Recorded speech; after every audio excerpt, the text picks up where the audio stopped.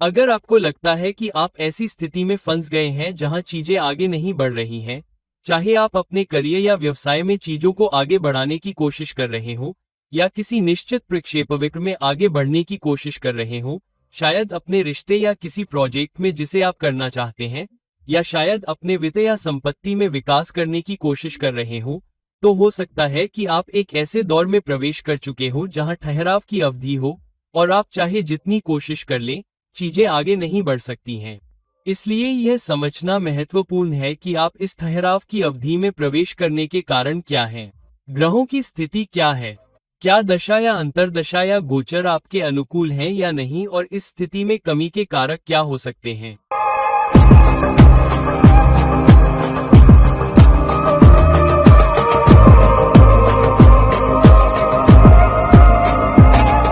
Hello, नमस्कार और मेरे सभी दोस्तों को अलग अलग ज्योतिषी और मार्गदर्शक एक बार फिर आपके साथ आपके अपने चैनल एस्ट्रो इंश्योरेंस से। कई बार लोग मुझसे संपर्क करते हैं और वे मुझसे किसी विशिष्ट क्षेत्र के बारे में पूछते हैं, जैसे कि व्यवसाय।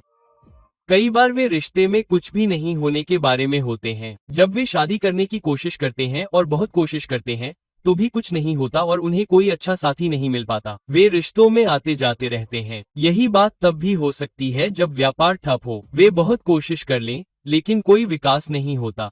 वे जो भी करने की कोशिश कर रहे हैं वह काम नहीं कर रहा। कभी कभी ऐसा करियर में हो सकता है जहां आप किसी खास पद या भूमिका में अटके हुए हो या बहुत कोशिश करने पर भी दूसरे आगे बढ़ते दिखें, दूसरों को तरक्की मिलती दिखे, दूसरों को सराहना और पहचान मिलती दिखे, लेकिन आप वहीं अटके हुए हैं। तो ऐसी स्थिति में ये जानना और समझना जरूरी है कि आप इस मौसम या इस स्थिति या इस दौर का सामना क्यों कर रहे हैं। कभी कभी यह छोटा हो सकता है, शायद साल में 6-7 महीने, कभी कभी यह बहुत लंबा भी हो सकता है। तो आपके जीवन में ऐसी स्थिति क्यों उत्पन्न हो रही है? इसके लिए कौन से ग्रह जिम्मेदार हैं और क्या कोई ऐसा समाधान है जिसे आप देख सकते हैं या आप इस स्थिति से उबरने के लिए काम कर सकते हैं और शायद इसका कुछ हिस्सा कम कर सकते हैं और शायद इसका सामना अलग तरीके से कर सकते हैं। उदाहरण के लिए, अगर कुछ समय के लिए ठहराव आ जाए तो कुछ भी नहीं होने वाला है। फिर कुछ नया शुरू करने का क्या मतलब है? बेहतर यही है कि उस समय को पार कर लिया जाए और फिर कोई अच्छा समय शुरू किया जाए। खासकर जब आप पैसे निवेश कर रहे हो, मेहनत कर रहे हो, कोई नया प्रोजेक्ट शुरू कर रहे हो, कोई नया व्यापार शुरू कर रहे हो, कोई नया वेंचर शुरू कर रहे हो, तो यह हमेशा जरूरी होता है कि आप उस स्थिति को समझें। अब कई बार हम मुहूर्त या आपके आसपास शुभ समय देखते हैं, लेकिन आमतौर पर हम ग्रहों की स्थिति को देखते हैं। लेकिन अपनी कुंडली को गहराई से देखना भी बहुत जरूरी है, क्योंकि कई बार ऐसा होता है कि कई व्यापार शुरू होते हैं और बहुत कम समय में खत्म हो जाते हैं। उदाहरण के लिए, मैंने देखा है कि कई रेस्टोरेंट के व्यापार बंद हो जाते हैं।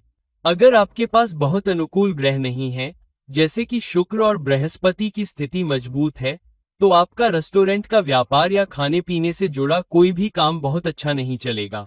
तो इन प्लेसमेंट को अच्छे से समझना बहुत जरूरी है। कई बार लोग आईटी सेक्टर में नए बिजनेस शुरू करते हैं, लेकिन अगर आपका अष्टम भाव राहु बहुत मजबूत नहीं है या शुक्र भी कुछ हद तक मजबूत नहीं है, तो आपको अच्छी सफलता नहीं मिल सकती है और इनमें से किसी भी एक की महादशा में आप रुक सकते हैं। आप कितनी भी कोशिश कर लें, आगे कोई गति नहीं हो सकती है। तो ऐसे क्या कारण हैं जिनकी वजह से लोगों के जीवन में ठहराव आता है और वे आगे नहीं बढ़ पाते हैं? चलिए देखते हैं कि ठहराव के पीछे क्या कारण हो सकते हैं। अब एक कारण यह हो सकता है कि शनि या लग्न का स्वामी या दशमेश वे खराब स्थिति में हों। उनमें से एक या दो वक्री भी हो सकते हैं, उनमें से एक या दो नीच के भी हो सकते हैं। तब आप पाएंगे कि ठहराव मजबूत हो सकता है। शनि कर्म का कारक है। शनि परिश्रम का कारक है। शनि कड़ी मेहनत के बाद मिलने वाले परिणामों का भी कारक है, समय के साथ संरचित कड़ी मेहनत। और अगर लग्न स्वामी ठीक से स्थित न हो तो शनि के साथ मिलकर यह भी एक कारक हो सकता है। इसलिए शनि आपके प्रयासों को फल देने के लिए बहुत महत्वपूर्ण है और आमतौर पर जब आप प्रयास करने की कोशिश करते हैं तो आपको लगता है कि आप स्थिर हैं और कुछ भी नहीं हो रहा है। यदि आप प्रयास नहीं कर रहे हैं तो जाहिर सी बात है कि आपको ऐसा नहीं लगेगा कि आप स्थिर हैं। लेकिन यदि आप प्रयास कर रहे हैं और कुछ भी आगे नहीं बढ़ रहा है, तो शनि एक बहुत बड़ा दोषी हो सकता है, इसके अलावा लग्न स्वामी या दशमेश भी एक अतिरिक्त कारक हो सकता है। इसलिए कभी कभी उन क्षेत्रों में ठहराव अधिक देखा जाता है जहां भाव स्वामी, जो योगदान करने वाले कारकों में से एक है, जहां भाव स्वामी के साथ साथ उस विशेष क्षेत्र के कारक भी खराब स्थिति में होते हैं, जैसे कि शनि या केतु शामिल हो। उदाहरण के लिए, यदि आप चाहते हैं कि वित्त बहुत अच्छा चल रहा हो, तो वित्त का कारक और साथ ही पंचमेश स्वामी भी। तो अगर पंचमेश यानी कि सूर्य अच्छी स्थिति में न हो और धन और वित्त का कारक शुक्र अच्छी स्थिति में न हो, तो आपको चुनौतियों का सामना करना पड़ सकता है। यही बात रिश्तों में भी हो सकती है। अगर सप्तमेश अच्छी स्थिति में न हो और शुक्र वक्री या नीच का हो, तो आपको अच्छे परिणाम नहीं मिलेंगे और आप स्थिर महसूस कर सकते हैं, खासकर अगर शनि और केतु भी केतु के साथ हों। केतु के साथ युति या दृष्टि संबंध और साथ ही कारक केतु की खराब स्थिति भी एक बड़ा कारण हो सकता है, जिसके कारण परिणामों में स्थिरता देखी जा सकती है। स्थिरता तब भी हो सकती है जब स्वयं भावेश बहुत खराब स्थिति में हो और उसकी महादशा जीवन में बहुत देर से शुरू हो। तो उदाहरण के लिए, सूर्य बहुत खराब स्थिति में हो और सूर्य की महादशा जीवन में बहुत देर से शुरू हो, खासकर इसलिए क्योंकि सूर्य की अंतर्दशा भी बहुत कम अवधि के लिए होती है। तो बुध, शुक्र, बृहस्पति या शनि की लंबी महादशा के दौरान भी सूर्य की दशा अवधि बहुत कम हो सकती है, और यदि आप चंद्रमा की अवधि में पैदा हुए हैं, तो सूर्य की दशा महादशा को आपको आमतौर पर भूल जाना चाहिए। लेकिन क्योंकि यह जीवन में बहुत देर से आएगी, इसलिए यह महत्वपूर्ण है कि आप ये भी देखें कि क्या घर का स्वामी और किसी निश्चित परिणाम का कारक खराब स्थिति में है और उसकी महादशा जीवन में बहुत देर तक नहीं आने वाली है और दशा अवधि भी बहुत कम समय तक चलती है।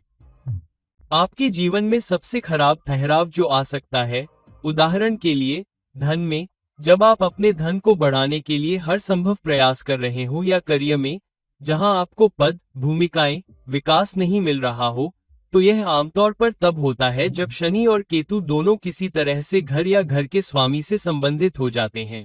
उदाहरण के लिए, यदि द्वितीय भाव का स्वामी और दशम भाव का स्वामी बहुत ही खराब स्थिति में है, तो करियर प्रभावित हो रहा है क्योंकि यहाँ दशम भाव शामिल है और आय का दूसरा भाव आजीविका प्रभावित हो रहा है।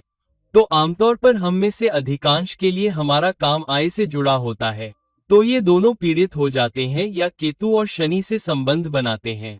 उदाहरण के लिए, शनि दशमेश है और वक्री है, या शनि दशम भाव में खराब स्थिति में स्थित है, केतु दूसरे भाव को देख रहा है, या केतु दूसरे भाव में स्थित है, या केतु दूसरे भाव के स्वामी के साथ युति या दृष्टि से कोई संबंध बना रहा है, तो चुनौती हो सकती है। और आमतौर पर केतु की वक्रता, आमतौर पर ऐसी स्थिति में, या उस घर या कारक भाव के स्वामी से संबंधित केतु का गोचर एक ऐसी स्थिति ला सकता है जहां आप ठहराव की अवधि में प्रवेश कर सकते हैं और लंबे समय तक। फिर एक खराब पंचम भाव और एक खराब स्थिति में स्थित सप्तमेश, उदाहरण के लिए, तो आपके प्रेम जीवन और आपके रिश्ते के जीवन में कुछ भी रोमांचक नहीं हो सकता है और यह लगभग स्थिर हो सकता है। आप अपने प्रेम जीवन को महसूस करते हैं, उदाहरण के लिए, जो लोग रिश्ते में हैं, कुछ खास नहीं हो रहा है, आप कुछ भी रोमांचक नहीं कर रहे हैं, रोमांचक काम कर रहे हैं। हो सकता है कि आप कभी कभार मिल रहे हो, शायद अंतरंग भी हो रहे हो, लेकिन एक दूसरे के लिए समय ही नहीं है, इसलिए अंतरंगता नहीं हो रही है, रोमांस नहीं हो रहा है। हो सकता है कि शादी सालों तक साथ न चल रही हो और आप दोनों शादी के लिए सही समय की तलाश में हैं। उदाहरण के लिए, करियर में अच्छा कर रहे हैं या खुद को स्थापित कर रहे हैं और बहुत व्यस्त होने के कारण आप एक दूसरे के साथ कुछ अच्छा समय नहीं बिता पा रहे हैं। योगदान देने वाले कारकों में से एक आपका लड़का पुजारी पंचम भाव और आपका सप्तमेश हो सकता है। उदाहरण के लिए शुक्र के अलावा शनि और केतु के साथ खराब गरिमा या वक्री स्थिति में कोई संबंध स्थापित करना। फिर एक और बहुत कठिन समय या बहुत लंबा ठहराव तब भी हो सकता है जब आपकी कुंडली में अष्टमेश खराब स्थिति में हो और मंगल भी आपकी कुंडली में कमजोर हो। उदाहरण के लिए, आठवां घर रुकावटों, नकारात्मकताओं, चुनौतियों, समस्याओं और अंधेरे में रहने का घर है। तो ठहराव की भावना तब भी होती है जब आप अंधेरे में होते हैं। आप हर संभव कोशिश कर रहे हैं, कुछ भी काम नहीं कर रहा है और आपको ये भी नहीं पता कि इसका कारण क्या है। और अगर कुंडली में मंगल भी कमजोर है, तो आप जो भी प्रयास कर रहे हैं, मंगल प्रयास का कारक है, प्रयास आपको परिणाम नहीं दे रहा है। और अगर मंगल नीच का है या मंगल खराब स्थिति में है, उदाहरण के लिए मंगल मिथुन राशि में हो रहा है, मंगल कन्या राशि में हो रहा है, मंगल तुला या कुंभ राशि में हो रहा है, तो भी संतान हो सकती है। अन्य स्थितियां तब होती हैं जब कम से कम 4 में से 2 नैसर्गिक लाभ बहुत खराब स्थिति में हो या वक्री हो या उनका शनि या केतु से कोई संबंध हो, और खासकर अगर शनि खराब स्थिति में हो तो आपको चुनौतियों का सामना करना पड़ सकता है। तो चलिए लग्न के हिसाब से 2 या 3 उदाहरण देखते हैं और देखते हैं कि ये सिर्फ कुछ प्लेसमेंट क्यों हैं। ये सिर्फ ये ही नहीं है, इन लग्नों के लिए और भी कई कारक हो सकते हैं, लेकिन चलिए शुरू करते हैं और देखते हैं कि कारक क्या हो सकते हैं। मैं प्रत्येक ग्रह का उदाहरण ले रहा हूं जो लग्न स्वामी है। तो उदाहरण के लिए अगर मैं बुध ले रहा हूं तो मैं मिथुन या बुध लूंगा। अगर मैं शुक्र को लग्न स्वामी मानकर चलूं तो मैं वृषभ या तुला लूंगा। तो चलिए कुछ उदाहरण देखते हैं कि कैसे कुछ प्लेसमेंट जीवन में कुछ स्थिरता दिखा सकते हैं। उदाहरण के लिए अगर आपकी राशि मेष है और दशमेश शनि जो कि बहुत सारी इच्छाओं और आकांक्षाओं का तत्व भी है, लग्न में ही नीच का है और फिर मंगल को देख रहा है जो कि लग्न स्वामी है। मंगल परिश्रम का कारक है और शनि जो कि नीच का है और मंगल को देख रहा है। तो आप अपने करियर में बहुत मेहनत करेंगे या आपकी कोई इच्छा पूरी होगी, उसके बावजूद भी आपको परिणाम नहीं मिलेगा। दूसरा, आप पाएंगे कि बुध नीच का है जो कि टीम वर्क का दूसरा या 7वां स्वामी है और मंगल की चौथी दृष्टि में भी है। इस विशेष स्थिति में चुनौतियां आ सकती हैं क्योंकि शुक्र धन का कारक है। शुक्र नीच का है, शुक्र सप्तमेश भी है और स्वयं से 12वें स्थान पर है और मंगल की चौथी दृष्टि में है। मंगल स्वयं एक कठिन परिस्थिति में है। तो मेष राशि के लिए कई अन्य स्थान हो सकते हैं जो ठहराव दिखा सकते हैं। मैं आपको केवल एक उदाहरण दे रहा हूँ। उदाहरण के लिए वृष राशि वाले व्यक्ति के लिए यहाँ शनि एक बार फिर दशमेश है, लेकिन शनि वृश्चिक राशि में स्थित है। अब आमतौर पर शनि 7वें घर में अच्छा प्रदर्शन करता है। हालांकि यदि शनि यहाँ वक्री या अस्त है, सूर्य की उपस्थिति में है या केतु के पहलू में है, तो भी यहाँ एक चुनौती हो सकती है, खासकर जब आपके पास शनि है जो 10वें घर का स्वामी भी है और 9वें घर का भी बहुत लाभ है। और यदि अष्टमेश बृहस्पति और एकादशेश बृहस्पति नीच राशि में हो, उदाहरण के लिए, और सप्तम भाव से शनि की दृष्टि में, प्रयास की तीसरी दृष्टि के साथ, तो आपकी इच्छाओं और आकांक्षाओं को पूरा करने में सक्षम होने के सर्वोत्तम प्रयासों के बावजूद करियर में उछाल नहीं आ रहा है, क्योंकि शनि न केवल बृहस्पति को देख रहा है बल्कि लग्न को भी देख रहा है, और जो कि लग्न का स्वामी शुक्र है। और यदि लग्न का स्वामी शुक्र भी नीच का हो या शुक्र उदाहरण के लिए मिथुन राशि में स्थित हो या सप्तम भाव में स्वयं वृश्चिक राशि में स्थित हो या शुक्र मेष राशि में द्वादश भाव में स्थित हो या वृष राशि वाले व्यक्ति की कुंडली में हो, तो भी यदि केतु भी इसमें आ जाए या शनि शुक्र से कोई संबंध स्थापित कर ले, तो भी चुनौतियां हो सकती हैं। उदाहरण के लिए यहाँ शनि शुक्र की राशि लग्न राशि जो कि वृष है पर दृष्टि डालकर शुक्र से संबंध स्थापित कर रहा है। अब एक और उदाहरण देखते हैं। उदाहरण के लिए सिंह राशि वाले व्यक्ति या सिंह राशि वाले व्यक्ति का उदाहरण। अब यहाँ सिंह राशि या राशि वाले व्यक्ति के लिए यदि सूर्य छठे भाव में जाता है और मान लीजिए शनि द्वारा शासित राशि में जाता है और शनि की दृष्टि में होता है, तो यह एक कठिन स्थिति होती है। सबसे पहले सूर्य छठे भाव में बहुत अच्छा नहीं होता है, जो कि नैसर्गिक कालपुरुष कुंडली में कन्या राशि का भाव भी है। और यदि सूर्य केतु के साथ युति या केतु की दृष्टि से कोई संबंध स्थापित कर रहा है, तो केतु इसे 10वें भाव से देख सकता है, केतु इसे दूसरे भाव से भी देख सकता है या फिर युति कर रहा है।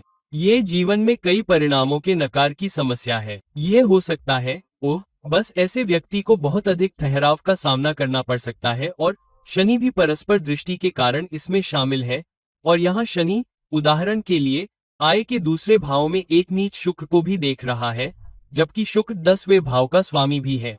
फिर यह एक चुनौती हो सकती है क्योंकि शुक्र प्रयास के तीसरे भाव का भी स्वामी है। तो मेहनत का फल नहीं मिल रहा है, करियर अच्छा नहीं चल रहा है। लग्न का स्वामी केतु के साथ खराब स्थिति में है जो नतीजों को नकार रहा है। तो ये तो बस एक उदाहरण है। सिंह राशि वाले व्यक्ति के लिए कई अन्य स्थितियां हो सकती हैं जहां अलग अलग स्थितियां ठहराव का कारण बन सकती हैं। अब उदाहरण के लिए कन्या राशि वाले व्यक्ति के लिए मैं बस एक उदाहरण ले रहा हूं। कन्या राशि वाले व्यक्ति के लिए कई ऐसे उदाहरण हो सकते हैं जहां चीजें लंबे समय तक स्थिर हो रही हैं। उदाहरण के लिए शनि के प्रभाव में लग्न में केतु या शनि के साथ कोई संबंध स्थापित करना। केतु का लग्न होना महत्वपूर्ण है क्योंकि तीसरा घर जो मंगल और केतु द्वारा सह शासित है। अब केतु लग्न में आ गया है और लग्न के स्वामी बुध की राशि में है और बुध भी खराब स्थिति में है। उदाहरण के लिए बुध कुंभ राशि में स्थित है या बुध 8वें घर में स्थित है या बुध तीसरे घर में वृश्चिक राशि में भी स्थित है। तो फिर यह एक चुनौती हो सकती है, खास तौर पर इसलिए क्योंकि शनि छठे भाव का कारक है जो सेवा का भाव है और साथ ही लाभ का 5वां भाव भी है। इसलिए बच्चों से चुनौती आ सकती है, नए बदलावों से चुनौती आ सकती है। इसलिए जब भी आप नौकरी बदलना चाहेंगे तो आप पाएंगे कि चीजें स्थिर हो रही हैं और चीजें उस तरह से विकसित नहीं हो रही हैं जैसा आप चाहते हैं। आमतौर पर आपको वे अवसर नहीं मिलते जो आप चाहते हैं, जो आपको पसंद है, और चीजें आगे नहीं बढ़ रही हैं, खासकर अगर लग्न स्वामी भी अच्छी स्थिति में न हो। अब बृहस्पति का उदाहरण लेते हैं जहां बृहस्पति लग्न स्वामी है। तो उदाहरण के लिए यदि बृहस्पति शनि के साथ स्थित है तो यहाँ शनि 11वें भाव में उच्च का है, लेकिन लग्न स्वामी बृहस्पति के साथ है। तो आपके द्वारा किए गए सभी प्रयासों के बावजूद उनके परिणाम नहीं आ रहे हैं या नहीं आ सकते हैं क्योंकि शनि की तीसरी दृष्टि बृहस्पति की चंद्र राशि पर भी है और बृहस्पति को भी प्रभावित कर रही है। और अगर इनमें से कोई भी ग्रह वक्री या नीच का हो जाए, उदाहरण के लिए अगर बृहस्पति दूसरे भाव में नीच का हो और शनि 12वें भाव में स्थित हो और बृहस्पति को देख रहा हो, और शनि 12वें भाव में स्थित हो जबकि शनि आय के दूसरे भाव और प्रयास के तीसरे भाव का स्वामी भी हो, तो भी चुनौती हो सकती है। यहाँ इस उदाहरण में शनि तीसरी दृष्टि से बृहस्पति की बहुकोण राशि को देख रहा है और उदाहरण के लिए केतु भी इसमें आ जाता है। यहाँ केतु 12वें भाव का सह शासक भी है और केतु आय के दूसरे भाव में स्थित है। इसलिए आप चाहे जितनी कोशिश कर लें, आपको मनचाही आय नहीं मिल सकती है। आपके बैंक बैलेंस या लिक्विड मनी में स्थिरता या वृद्धि हो सकती है या आपको समय समय पर अच्छी वेतन वृद्धि भी नहीं मिल सकती है। तो कुछ प्लेसमेंट ऐसे हो सकते हैं। धनु राशि के व्यक्ति के लिए कई अन्य प्लेसमेंट हो सकते हैं जहां स्थिरता हो सकती है और चीजें आगे नहीं बढ़ रही हैं। तो दोस्तों, अब हमने कुछ उदाहरण देखे हैं जहां प्लेसमेंट के कारण, खराब दशा के कारण, खराब हंटर दशा के कारण, खराब पहलुओं के कारण, खराब दशाओं के कारण, कुछ घरों या कारकों में प्लेसमेंट के कारण जीवन में ठहराव आ सकता है।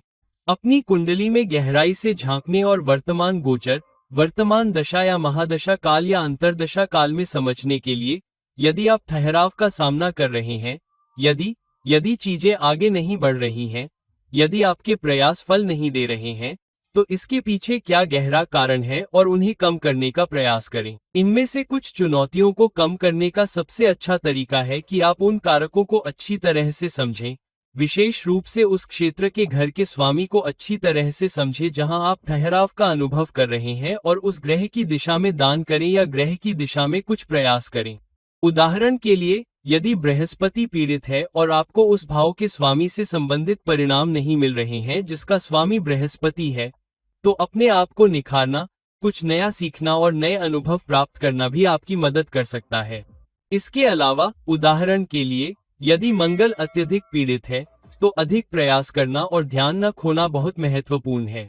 शनि के साथ व्यवस्थित रहना, संरचित होना, अनुशासन बनाए रखना, दृढ़ रहना, अपने दिन प्रतिदिन के समय को बिल्कुल भी परेशान न करना महत्वपूर्ण है। शुक्र के साथ यह महत्वपूर्ण है कि आप अच्छे कपड़े पहने, आपके पास अच्छी खुशबू हो, आप अच्छी भाषा का उपयोग करें, आप अपनी प्रेरणा कभी न खोएं, आप अपने आचरण को कभी न खोएं। आपका व्यक्तित्व अच्छा होना चाहिए। सूर्य के साथ लोगों को प्रभावित करने की आपकी क्षमता मजबूत होनी चाहिए। हमेशा नेतृत्व करें, हमेशा जवाबदेही लें, सकारात्मक बात करें।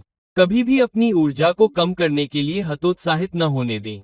सूर्य और मंगल दोनों की ऊर्जा को उच्च रखें। इन चुनौतियों को कम करने के लिए इन ग्रहों के अनुसार दान पुण्य करें, रत्न पहने या कुछ मंत्रों का जाप करें। इन सब से आपको 1 से 5% भी फायदा नहीं होगा। मैंने कभी इन चीजों को काम करते नहीं देखा। जो काम करता है वह है ग्रहों की विशेषताओं में बदलाव, ग्रहों की दिशा में आपके द्वारा किए गए प्रयास और ग्रहों की दिशा में आपके द्वारा किए गए दान। तो दोस्तों, इस वीडियो को लाइक करें, शेयर करें और अगर आप मुझसे व्यक्तिगत परामर्श चाहते हैं तो कृपया नीचे दिए गए लिंक पर मुझसे संपर्क करें। किसी अन्य वीडियो में फिर से मिलते हैं। मैं आपका मित्र ज्योतिष हूँ और विदा लेता हूँ। नमस्ते।